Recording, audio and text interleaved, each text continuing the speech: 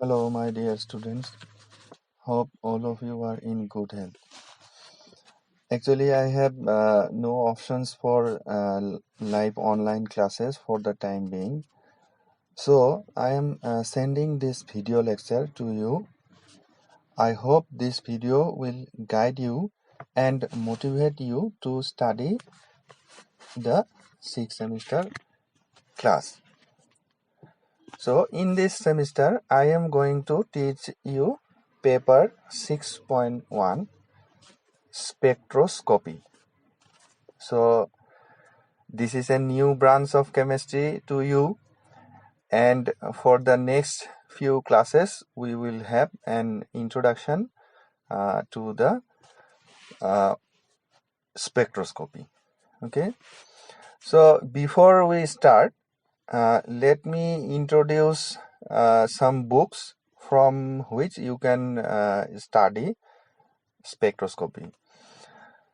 So first one is this Fundamentals of Molecular Spectroscopy. Authors are Colin and Benwell and Elaine M. McCase. So you can buy the 5th edition, that is the latest edition, and this book can be used as a textbook of molecular spectroscopy. So along with this, you can also study some other books of physical chemistry, namely Principles of Physical Chemistry by Puri Sharma Pathania, and I think this book is already you bought. The second one is Physical Chemistry by Atkins and DiPiola, and in the 5th semester classes we have studied in a book, this Quantum Chemistry including Molecular Spectroscopy by B. Keshan. So in that book also we'll have some informations about the molecular spectroscopy. So mainly we'll study the book of Benwell and McCase, that means the first one, Fundamentals of Molecular Spectroscopy. So if possible, if you can afford, you can buy this book. This is very good book and can be used as a textbook for molecular spectroscopy. So this is a new branch. So first of all, we have to know what is spectroscopy. Actually, spectroscopy is a branch of chemistry in which we study interaction between matter and electromagnetic radiation as a function of wavelength or frequency of the radiation. So basically you can say it is the interaction of matter versus electromagnetic radiation which we are going to study in molecular spectroscopy. So matter means, you already know, matter means that its matter is composed of some atoms and molecules, and we will study details about the electromagnetic radiation. So molecular spectroscopy actually refers to the measurement of the radiation intensity as a function of wavelength in some specific spectroscopic methods. Generally, an electromagnetic radiation is allowed to interact with a substance or matter, and the transmitted or absorbed radiation is studied, from which we get various informations about the substance. So the devices by which this type of studies are carried out are called spectrometer or spectrophotometer, which generates some data, in some cases in the form of some graphs or spectrographs called spectra. And by analyzing those data or the spectra, we get informations about the substance or matter. So we need to understand two important things: the electromagnetic radiation and the spectra that's generated by interaction of matter with electromagnetic radiation.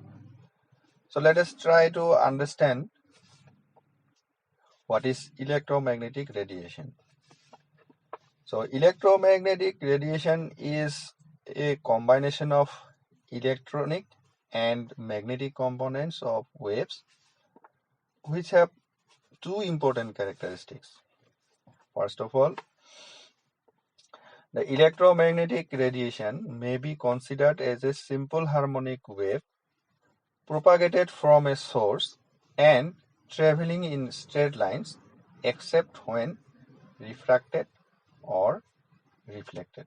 I repeat that first characteristic is that electromagnetic radiation may be considered as a simple harmonic wave propagated from a source and traveling in straight lines except when refracted or reflected. So this is the first characteristics. And secondly, an electromagnetic radiation is a radiation in which the electronic and the magnetic component of the wave propagate perpendicular to each other as shown in the figure. And this type of radiation is actually defined by the equation y equal to a sine theta, where y is the displacement with a maximum value of a and theta is the angle lies between 0 to 2 pi. So along with these two important characteristics, the electromagnetic radiation also follow the other properties of simple waves. Just like the wave, it also follows the relationship that velocity equal to product of wavelength and frequency. That means c is equal to nu lambda, where c is the velocity, nu is the frequency, and lambda is the wavelength. So along with that, you can also remember one important relationship that we will frequently consider, that is the wave number denoted by nu bar, and wave number is actually the reciprocal of the wavelength. That means nu bar equal to 1 by lambda. So now this electromagnetic radiation is actually divided into some regions which are called regions of electromagnetic radiations. So we are going to see what are the regions of this electromagnetic radiation. So in fact, based on the frequency of the radiation, the electromagnetic radiation is divided into 6 regions, namely the radio frequency region or RF region, the microwave region or MW region, the infrared region or IR region, the visible and ultraviolet region, or it is called UV-VIS region, then X-ray and gamma ray region.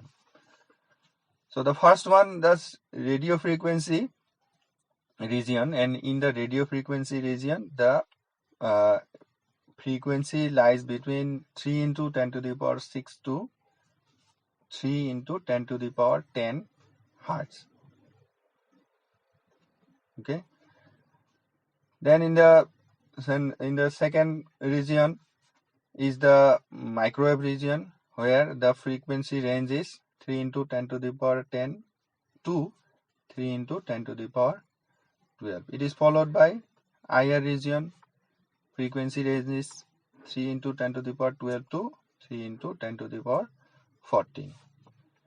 The fourth one is the UV visible region, where the frequency lies between 3 into 10 to the power 14 to 3 into 10 to the power 16. The fifth one is the X-ray region, frequency lies between 3 into 10 to the power 18 to 3 into 10 to the power 16 to 3 into 10 to the power 18. And the sixth one is the gamma ray region, where the frequency lies between 3 into 10 to the power 18 to 3 into 10 to the power 20 hertz. So in this way, this electromagnetic radiations is classified into 6 regions depending on the frequency. And as you can see in the table, that from top to bottom the frequency goes on increasing. Okay, or in other way around, you can say that the wavelength goes on decreasing from top to bottom. Okay, so from this table it is visible that gamma ray has the highest frequency, while radio frequency have the lowest frequency. Or in the other way around, we can say gamma ray has the lowest wavelength and radio frequency has the highest wavelength, because we know that frequency and wavelength are inversely related to one another. So in the right hand side column, you can see that there are some specific types of spectroscopic studies carried out in this particular regions of the electromagnetic radiation. So you can see that in the radio frequency region, we generally study the nuclear magnetic resonance, in short, which is called NMR or nuclear magnetic resonance spectroscopy. Another one is the electron spin resonance spectroscopy or ESR spectroscopy. So this NMR and ESR are two types of spectroscopic studies which are carried out using the radio frequency radiation. Okay, similarly, in the microwave region, we study rotational spectroscopy. In the infrared region, we study visible spectroscopy. In the UV visible region, we study electronic spectroscopy. In the X-ray region, we study the energy change in inner electrons of atoms or molecules. And lastly, in the gamma ray region, we study the Moser-Baer spectroscopic study. Okay, so from this table is very important. If you can just remember this table. From this table, various types of questions may be asked in the exam. Just like, for example, that haphazardly these regions will be given, and you will be asked to arrange them in increasing order of frequency or wavelength. Or also in sometimes questions may ask like this, that what are the type of spectroscopic studies carried out in a particular region of the electromagnetic radiations. So this table is very important one. So now let me tell you an interesting example of spectroscopy in our modern day-to-day life. Have you heard about microwave oven? I hope you heard it. By a microwave oven, we can easily cook foods. No? So what is done in microwave oven? So simply you can say that a microwave oven is a kind of spectrometer. So where the microwave radiation is allowed to strike the food, and interestingly, the energy of the microwave radiation is sufficient to excite the water molecules present in the food items. And when the water molecules absorb the microwave radiation, it undergoes rotation and excited into some higher rotational energy levels. So from this higher rotational energy levels, water molecules again bounce back to the lower rotational energy levels, thereby emitting some amount of energy, and that energy is used to cook the food. Okay, so one important thing here, you can say that question may ask that why not the other molecules present in the food items will be excited by microwave radiation. So these, that food items contain some carbohydrates or proteins which are generally high molecular weight compounds. So only water, that energy of the microwave is sufficient to excite only the water molecules. Okay. So if whenever you use a microwave oven, you just remember one important thing, that never keep the door of the microwave oven open while the machine is switched on. You know why? This is because if the door of the microwave oven is open, then accidentally that microwave radiation may fall on your skin, in your hand or in your body. So in that case, what will happen? The water molecules in our body will undergo rotation and excited to the rotational energy levels, and it will be difficult for us to survive. So therefore it is advised that always keep the door of the microwave oven closed when the machine is used. Okay, so you can read these informations about this microwave oven in the book of Benwell and Makers. It is beautifully described there. You can study in your own. Okay, now let us move on to the next term that we frequently come across in spectroscopy is the spectra. Okay, so spectra, what do we mean by spectra?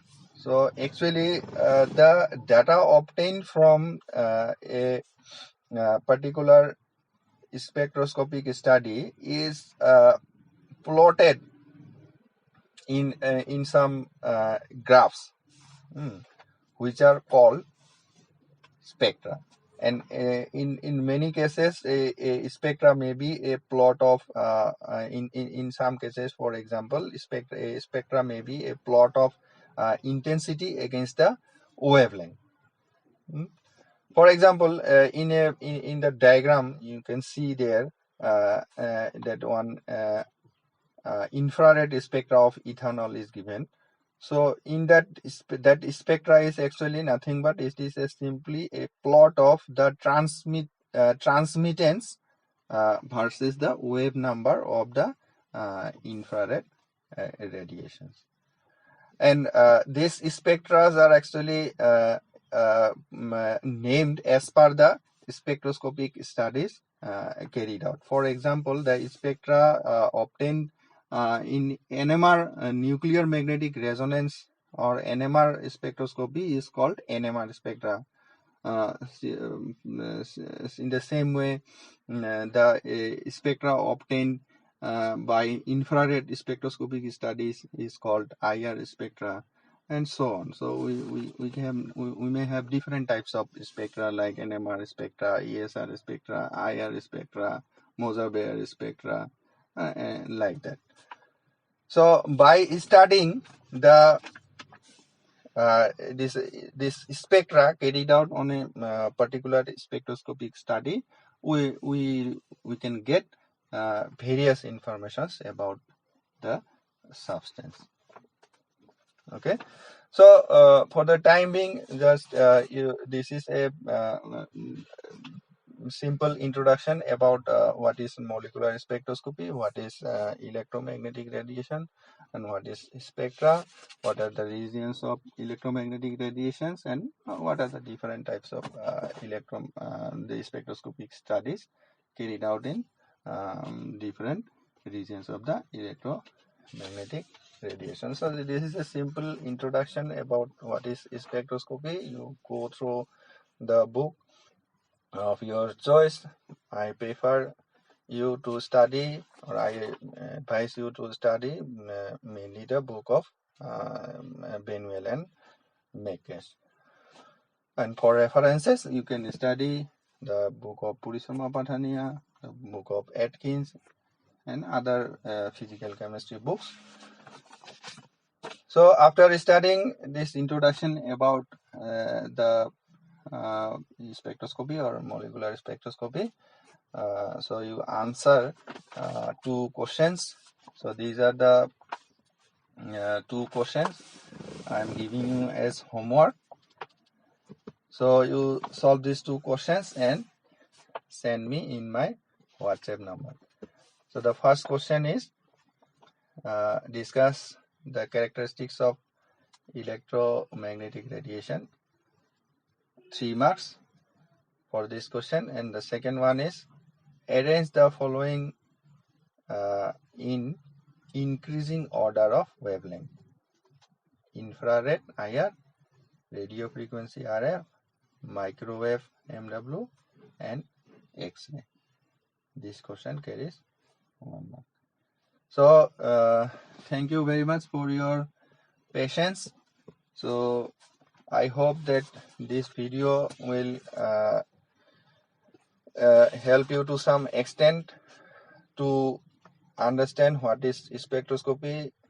Now you go through the textbook of spectroscopy, you follow and study about this introduction part. So this is all about today. So see you in the next class. So stay safe, and it's goodbye from me. Thank you.